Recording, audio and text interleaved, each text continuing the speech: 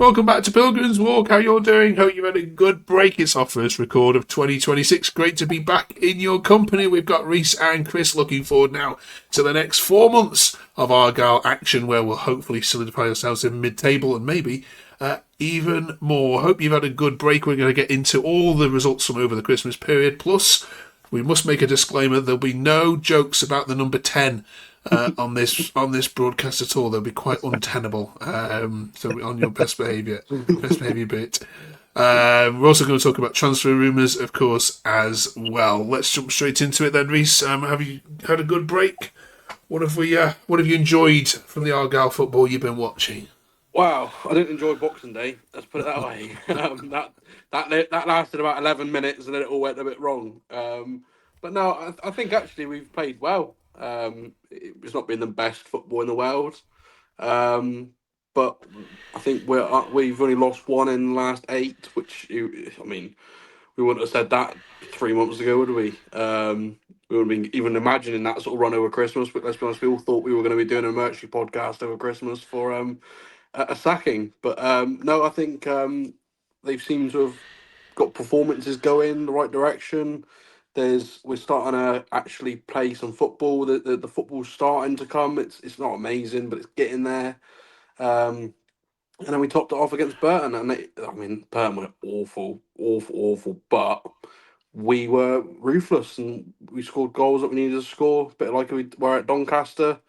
And it's just nice to see us, nice to see us winning and just competing in games again. It's nice to see. Yeah, we'll focus talk about Ronan Curtis and possibly Reece Welsh in a second as well. But let's talk about the players that we have seen, Chris. In terms of the league position, I mean, do you look at it? Where are you looking at it now? From a glass half full point of view, or from a glass half empty position? Still, let's have a quick scan of it, shall we? Yeah, 16th on 30 points. half full for me, definitely.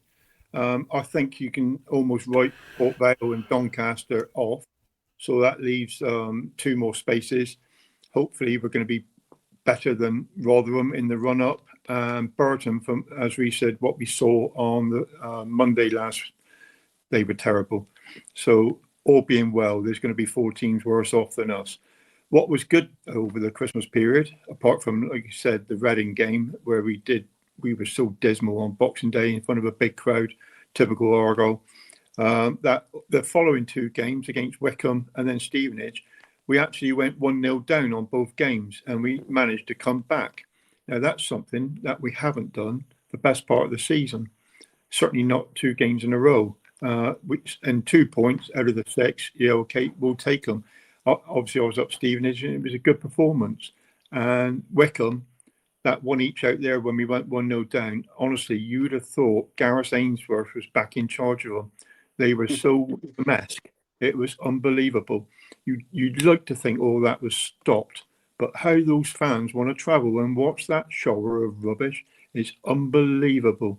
Falling over, feigning injury, doing all the nonsense. And you think, really? You want to come from Wycombe to come in Plymouth and watch that? Honestly, you wouldn't go at your back lane to watch that. They were terrible. But we've got 5 points out of the possible 12 over that period. Not fantastic, but that division, as you just showed, Mark, is so tight. It is so tight. I mean, every game and every week that there's movement in that, and it don't take long to get up the league, and vice versa. It don't take long to get back down in amongst it as well. You've talked about goal scorers and other people need to chip in, Chris. On against Burton, we saw Galloway with a decent goal, and it was a tap in from who was the tap in from? Ross, was Ross. it? Yeah, Ross, and then of course the toll edge penalty as well. Are we starting to see much better play in an attacking sense, Reese? Yes, it's stuck.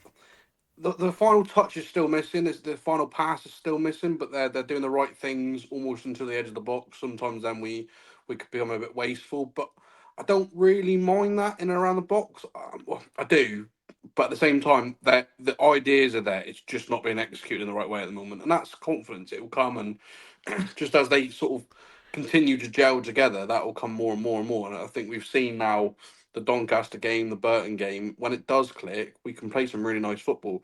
Like you say, Galloway, that was a really, really nice finish from a set piece. I don't know how much you knew about it, but it's a really tidy finish. But again, the second goal was again another set piece, which we seem to have fallen behind again on the last couple of weeks, but we picked it up again. It was a really, I think it was it Rawls who delivered the ball in, or Raws, Joe yes, Raws to Galloway. absolutely. I was right behind it, and it just go right over the top of. It was undefendable at times. So we are getting there. I think Rawls makes a massive difference. Amici coming back in with his delivery makes a massive difference. Against the Wigan game, Sorinola finally beat the first man, and it landed on. I still think it was Connor Hazard's goal. I still wish it was Connor Hazard's goal. But yeah, it's getting there. We're slowly getting there, and this league isn't a league to play nice football in. Unfortunately, it's not. It's it just seems to be an extension of League Two this year a little bit in the sense of it's scrappy. It's not nice football. I've not seen a single team come down to Plymouth and actually play any sort of decent football. The only team I've seen this season to play any decent football was Cardiff, and let's be honest, they're still a Championship team. There's a Championship squad there. No one in this league is playing good standard football. If we were that 101 point season, we would have been walking this league again. It just, yeah, it's shocking. But you have to play scrappy football. If you're going to play scrappy, you got to play it, and that's all that matters. I'm always going to get some points. And let's be honest, we're 16th now. It could have been a lot worse. It could be a lot better, but it could have been an awful lot worse the way it was going at one point. Absolutely. And yeah, I mean, Chris, you're talking about there that you think you think Port Vale and Doncaster are gone, so it's just two more positions up for grabs. Yeah, without a doubt, Mark. I think Port Vale and Doncaster are very poor. Seen them at home and away, very, very poor teams, and I think they're doomed to the pair of them. And it's just not that we've actually managed to pinch another one of the Port Vale players before they relegated. So, yeah. Hopefully soon. Yeah, I do believe it'll be two more teams that we're fighting against for those bottom four. Ideally, will be safe in the next few weeks. Although we have been playing a lot of the teams that's in and around us recently, so let's have a look at the what's to come. Obviously, winners of the games this week will head into the quarterfinals, aren't we? Of the league trophy. Reece, where are you with now that you're a little bit more secure with your interest in this competition? It still does. It scares me going to Wembley again if we got to there. To be honest, after that was two attempts at that. I think I think it's probably the right time actually for us. In the sense of we've got Watts coming back from injury, we've got Amici coming back from injury. There's rumours Jack McKenzie's back in training. I mean, he's going to be he is a new signing. He's going to make his debut finally. So it might come at a good time for us to be able to get players minutes that desperately need a start. Amici probably needs 16 plus minutes. Watts needs 45 plus minutes. McKenzie might last 10 minutes. Who knows? And we've had a week off this week, so yeah, it's probably a nice time for us, really, more than anything. It'd be interesting to see where we stand. Obviously, we played Bristol Rovers near the end of that horrendous run we had, where we lost 1-0 in the last minute through a Ashby Hammond special. So let's see what happens there. Obviously, it depends on who we've got available, because there's also talks of Connor Hazard is on his way out to Belgium somewhere, and Souks is off possibly. So it could be a very strange looking lineup, but it'd be a good judgment of the progress we made over the last month or two, I think. Okay. And then we get into this run of what I can only describe, Chris, as I think 4 teams which are in form at the moment. Peterborough picking up Luton. Luton away is a different proposition to Luton at home, of course. Mansfield have won the last 3 and just knocked out Sheffield United for the Cup, of course. And Stockport battling for promotion as well. Before we can get into February and talk about Lincoln. So is this, looking at the games to come, is this probably the most difficult run, do you think, of games together I think so, Mark. Without a doubt, even though we're home to 3 of those 5 games, not including the Bristol Rovers game, those teams are all up and amongst the top half, aren't they? And some of them's in the top 6. Lincoln's been doing really well. I thought so. When we went away to Lincoln, they looked a tidy side. They looked decent. Luton, they're there or thereabouts, and as in Stockport. I think if we can get points off those teams, as in draws, then we'll be doing very, very well. Peterborough's going to be a real tough one. Like I say, they're all going to be tough, and they Peterborough away, Stockport away, Luton away. Luton at home. We got those 2 away games. They're going to be tough. There's no doubt about it. But there's no reason why we can't get draws that we have been playing, and all being well, those players that we just mentioned against Bristol Rovers will have minutes on in their legs. Hopefully, we're not suffering any more injuries like we have with Julio Plekezero. Who's Try again. what? Plecky. Yeah, having an injury to his calf, he's going to be out for another 4 weeks. And it's no surprise that when he's been playing for us, we've only conceded 2 goals in that defence. That he's mustered really well alongside Alex Mitchell, who's been a revelation as a loan signing for me. I'd like to sign Alex Mitchell tomorrow. Absolute baller of a player in defence. Really rate that guy. Okay. Do join us next week, as we will have a Luton Town fan with us here to preview, of course, that Luton Town game next week as 2 relegation teams from last year's championship. So join us, of course, for that. Let's talk about some players then. Names circulating. I'm talking about Ronan Curtis first of all, then, and straight out question to you. Is Ronan Curtis Reece going to be the spark that you've been missing? I mean, if he can get back to where he was when he was at Pompey years ago, I mean, he was there when we had the highest point of the battle between us and Pompey. And when the name was read out, well, you looked at their lineup, it was sort of one of those names you picked out. You knew who he was. He's had a horrendous luck with, I think he had a serious knee injury, didn't he? And then he's never really got back to how he was back then. But he's played with Tolly. If he can be more direct, from the sounds that he's more direct, he likes to whip the balls in. He can put the ball on a plate for Tolly. It's got a recipe that it could really work. Obviously, with everything as a recipe, it could go horrendously wrong, and it just doesn't work. But I'd like to think there's been a lot of people sort of saying it's not really the statement signing that we were all expecting. We were never promised that. We were never I was never expecting them to move mountains. It was about trying to shore up a little bit. And I think it's another option down that left wing, which Amici, if you can give Amici the first half, he seems to tire quite quickly. Even when he was fit, he was tiring. So you then bring on Ronan Curtis, who can then go at a tired defence. It adds more weapons to you, doesn't it? Okay.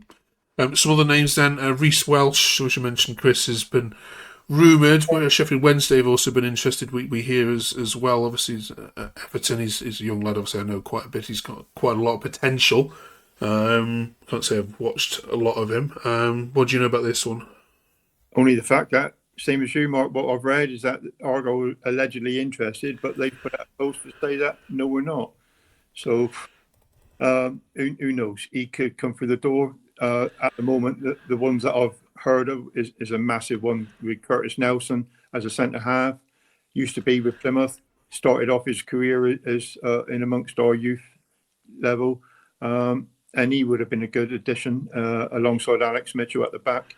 So, but I believe that's not happening because MK Dons have come in and offered twice as much as what we've offered by all accounts. So I believe that could be dead in the water. And it's more about trying to keep some of the ones that we've got. Ballymumba at the moment. I believe Bolton are really interested in him. Connor Hazard. There's a team, like we said, in Belgium that's keen on him. As far as I'm concerned, he could go tomorrow as long as we got a decent replacement, because he's been absolutely drastic for us, if the truth's known. I really don't rate Connor this season. I'd like to see him go. One more, Freddie Asaka has returned as well. I think they've all stated he can't be loaned. Again. Does that mean we may see him, Reese? No, no chance. He couldn't get into the Bristol Rovers team, who are at the basement of League Two. Unfortunately, it's really frustrating because Freddie is one of these ones who's got an awful lot of, on paper, has got an awful lot of potential. I don't know if there's an attitude issue. I don't know if there's something that happens in training, but for some reason he can't break into teams. When he does break into teams, doesn't seem to take his opportunity. I think that was the biggest issue he's had when he has got into our team. It just never really did much. I think it's probably likely that he'll go out on loan to maybe a Truro or a Torquay or someone like that. Is what they're talking about, a local loan, but it's got to be non-league because of it, because of these rules are just stupid. Because what's the point? It's a youngster. If they're under a certain age, you should be able to do two loans a season. It's same as happened to Law McCabe now. He's gone back to Middlesbrough and he's now just going to sit there because it didn't work here. Why should he be punished because it didn't work at his first loan? It's a bizarre rule. I understand the senior player can't just keep moving around for teams all season, but a youngster really is that really helping our grassroots football? Is it really? But there we go. But yeah, no, I can't see him getting into our team. Okay. Right then. Let's make sure that we are ready then for Peterborough at the weekend. Are you going to that one, Chris? I'm not. No. Next one I'll be going to Stockport. Stockport. Right, Oh, okay, so you're not going in. So, we're going to win this weekend then. Game on. Well, okay. I haven't seen it for quite a while. Yeah. We'll review that game, of course, here next week. We have been doing the A to Z of Argyle, of course. If you have been watching, I know many of you like this little section. You should get typing away in the comments of all the players which these two miss. So we're up to the letter L. I don't know how, but we're nearly halfway through the alphabet. Any of you got anything good for this one? Well, I've got La Keeper. Yes. It's an outstanding L for me, if I've truth known. Roman Lario. We got him in December 2000 till May 2012. Made 318 appearances for us, and he arrived on a month's loan on trial. And after an injury to John Sheffield, who was in goal at the time, who we all remember, he impressed to earn a permanent contract. He came with a mate of his, David Friel. One of the stars in Division 3 title win was Roman, setting a club record of 27 clean sheets, and a knee ligament injury, unfortunately, in 2003-04. He lost his place to our second goalkeeper, which was Luke McCormick, who ended up becoming our first choice. And it was a great competition between the two of them, because it was almost like the Englands with Ray Clements and Peter Shilton, both great goalkeepers, and they were taking in turns for England, weren't they, if you remember? And it was a little bit like that with Lario and Luke. There was options of either one of them being as good as the next one, and it was just an opinion of who actually played. But he went on. Over the next 4 seasons, they battled, for number one. And 2008-09, he won Player of the Season for us, and he became club captain the following season. And Roman, personally, he suffered badly with testicular cancer. Luckily, he beat it twice. And also, while he was at Argyle, after he retired from goalkeeping, he actually became manager along with Kevin Nankerville for one game only, which I hasten to add, we lost 3-0. But for me, it had to be an L, Roman Lario. Excellent. Reese? I really wish I could beat that, but Okay. no. Lario is one, like, from my point of view, is the earliest goalkeeper I remember. There was one story I've got with him where I was waiting. I actually sponsored Paul Watton back in the day, and I was waiting to get his socks out, and I was this little kid sat in the old entranceway in the grandstand, waiting for all the players to come out the change room after the game. And now here comes Roman. He was 6 foot something. I'm down here, and I was looking up at this, and I just couldn't stop staring at him because it's just this, absolute beast of a player. But he was a gentle giant in person, but lovely bloke. and a brilliant player. And I think he still lives around the area, doesn't he? I think. Yeah, he does. I believe he lives at Ivy Bridge Way. Yes. But he comes to watch Argyle's games Yeah. frequently. He's a fan of Argyle, and obviously he's made Plymouth his home. Yeah, absolutely, Argyle legend. Okay. Super. We're on to letter M next week. Get your thinking caps on for that and let us know in the comments. Thank you again for watching. If you haven't yet done so, drop us a sub. It'd be absolutely amazing to hit towards 400, 500 by the end of the season. Thank you for your support. We'll see you after our trip to Peterborough. Things are looking up for Argyle. See you next week.